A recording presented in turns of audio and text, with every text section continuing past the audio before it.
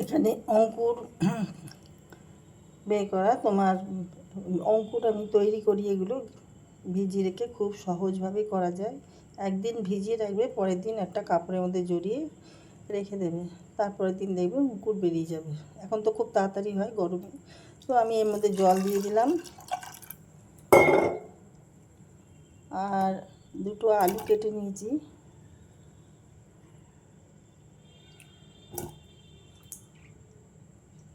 এটা আমি সেদ্ধ করে নেব। আমি একটা মশলা তৈরি করে নিচ্ছি।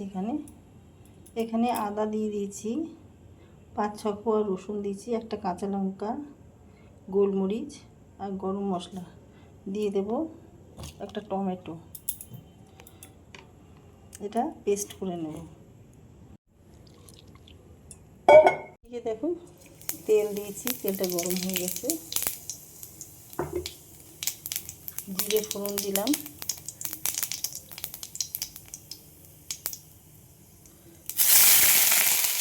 একটা বড় পেঁয়াজ নিয়েছি, সেটা কুচি করে কেটেছি।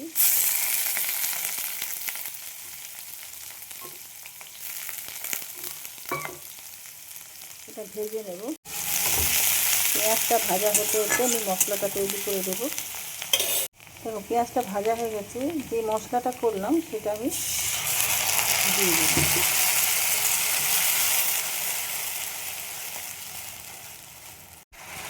দিয়ে দিলাম লঙ্কা গুঁড়ো, জিরে গুঁড়ো, সব হাফ হাফ চামচ, ধনে গুঁড়ো, পরিমাণ বুঝে নুনটা দিয়ে দিলাম।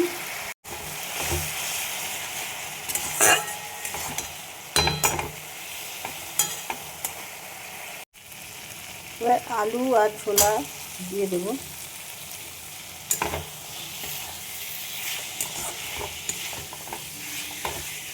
এর মধ্যে আমি একটু পনির দিয়ে দেবো। এটা ঘরে জমানো পনির, এটা ডিপ ফ্রিজে ছিল, যার জন্যে জমাট বেঁধে গেছে।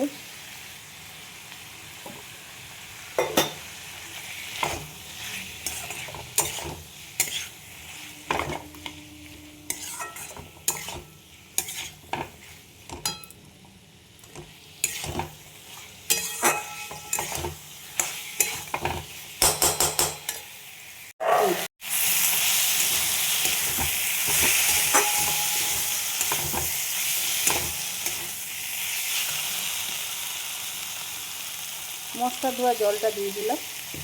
দেবো চানা মশলা, গরম মশলা, চানা মশলা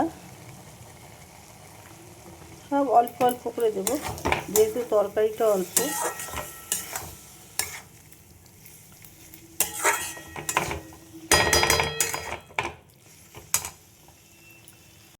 কসুরি মেথি দিয়ে দিলাম।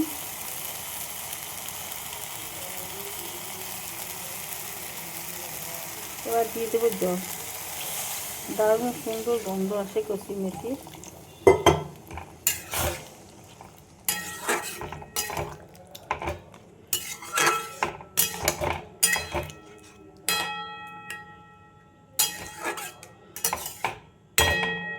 এবার আমি ঢেকে দেবো। একটু টমেটো সস, ছোট চামচের 1 চামচ।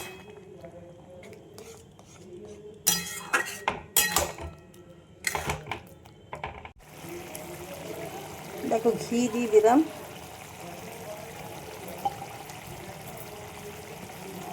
একটু চিনি দিয়ে দিলাম, টেস্ট ব্যালেন্সের জন্য।